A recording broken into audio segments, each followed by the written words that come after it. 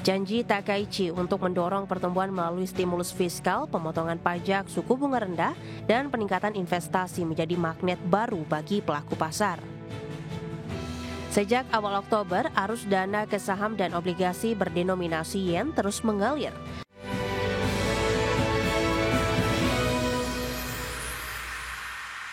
Pemirsa, investor global kembali melirik pasar saham dan obligasi Jepang menyusul kemenangan Sanae Takaichi sebagai Perdana Menteri baru, di mana kebijakan Takaichi yang disebut pro pertumbuhan menjadi magnet baru bagi pelaku pasar.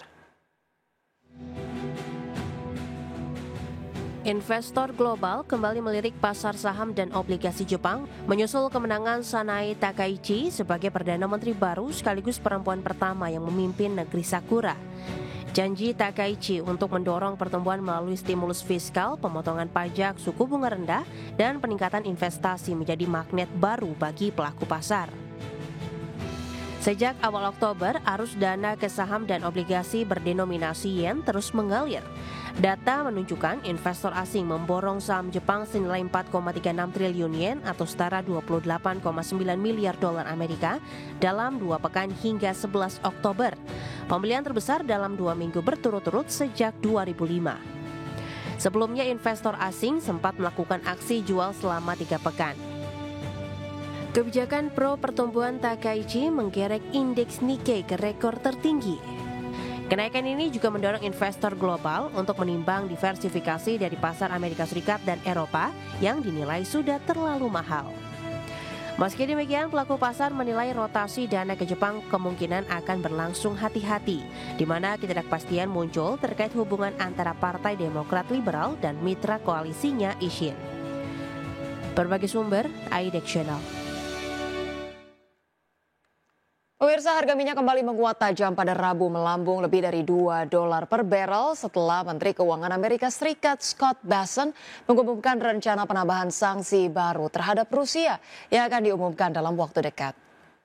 Minyak mentah berjangka Brent melonjak $2,44 atau 3,98% menjadi $63,76 per barrel setelah sebelumnya ditutup melesat 2,07%. Sedangkan minyak mentah berjangka West Texas Intermediate melesat 4,23% menjadi $59,66 per barrel.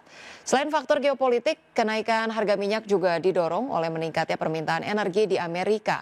Laporan dari Energy Information Administration Amerika Serikat menunjukkan penurunan stok minyak mentah, bensin, dan juga distilat pada pekan lalu seiring dengan aktivitas kilang dan konsumsi bahan bakar yang meningkat. Adapun stok minyak mentah Amerika Serikat turun 961 ribu barrel menjadi 422,8 juta barrel pada pekan lalu. Jauh berlawanan dengan ekspektasi analis yang memperkirakan kenaikan 1,2 juta barrel.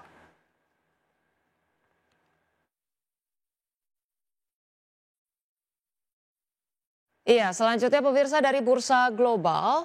Bursa Wall Street melemah pada perdagangan Rabu di tengah laporan keuangan perusahaan yang variatif dan kekhawatiran baru terhadap ketegangan dagang Amerika Serikat China. Saham Netflix anjlok setelah laporan kinerja yang mengecewakan. Sementara kabar bahwa pemerintah Trump mempertimbangkan pembatasan ekspor produk berbasis perangkat lunak Amerika Serikat ke China menambah tekanan pada pasar.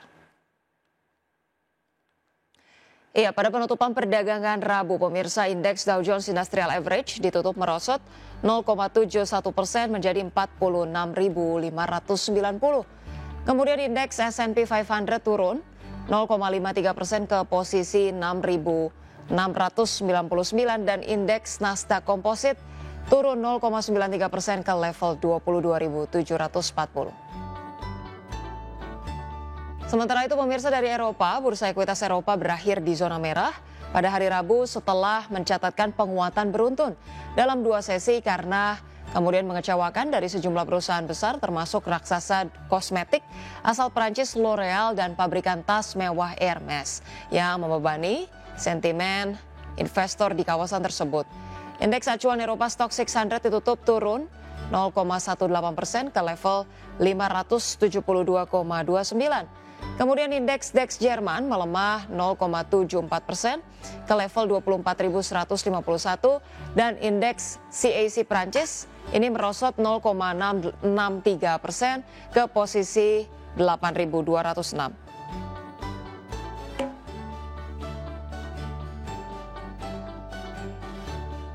Ya, dan pemirsa, untuk membahas bagaimana proyeksi IHSG dan juga perdagangan di pasar modal hari ini, kita sudah tersambung melalui line Zoom bersama dengan Bapak Ray Sialagan, Head of Equity FAC Sekuritas Indonesia. Baik, selamat pagi Pak Ray, apa kabar? Baik, selamat pagi Bu Rosa. Baik, terima kasih sudah meluangkan waktunya Pak Ray di IDX Channel. Semoga kabarnya baik dan sehat selalu. Pak Ray, kalau kita lihat IHSG kemarin terkoreksi di 1,04%.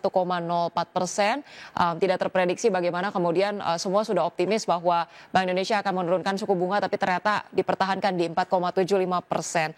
Anda melihat koreksi 1,04% ini betul-betul sentimen utamanya karena suku bunga yang kemudian akhirnya ditahan atau kemudian ada sentimen-sentimen lainnya. Silakan review Anda bagaimana Pak Ray? Ya, baik. Terima kasih Bu Rosa. Penurunan IHSG kemarin sebesar 1,04% ke level 8152,55 itu mencerminkan reaksi spontan pasar terhadap keputusan BI yang menahan suku bunga. Pasar sebelumnya sudah memprice in ekspektasi pemangkasan lanjutan setidaknya 25 basis point itu setelah 5 kali pemotongan sejak 2024. Ketika BI justru menahan bunga, pelaku pasar menganggap ini sinyal bahwa BI khawatir terhadap stabilitas rupiah yang terus melemah ya sejak penurunan suku bunga dilakukan. Kemudian BI ingin menunggu efek pelonggaran yang sebelumnya sudah dilakukan sepanjang penurunan BI rate sebelumnya. Potensi pelonggaran tambahan tahun ini sampai akhir tahun tinggal 2 bulan lagi nih kan. Jadi semakin lebih kecil. Jadi ya wajar lah kalau pasar melakukan profit taking untuk mengunci keuntungan yang setelah rally sebelumnya, karena katalis baru yang untuk mendorong kenaikan lebih lanjut belum ada gitu. Jadi koreksi kemarin tuh lebih bersifat sentiment driven ketimbang perubahan fundamental jangka panjang. Itu aja. Baik, berarti itu dia terkait dengan pelemahan salah satunya dikarenakan adanya penahanan suku bunga begitu, dan selain daripada itu juga memang IHSG sudah cukup rally panjang dan wajar kemudian terjadi koreksi karena adanya aksi profit taking. Baik, tapi selain daripada kedua sentimen yang tadi sudah kita bahas, mungkin dari secara global ataupun perhatian investor saat ini, apa-apa saja sih Pak sentimen yang kemudian akan mewarnai pergerakan IHSG setidaknya sampai dengan akhir pekan ini? Sampai akhir pekan ini mungkin harga emas yang mulai koreksi akan menekan saham-saham yang terkait emas seperti itu. Di sisi lain kan ada kenaikan rebound di oil yang kemungkinan juga akan memberikan efek positif buat saham-saham terkait minyak di bursa kita ini. Gitu. Baik.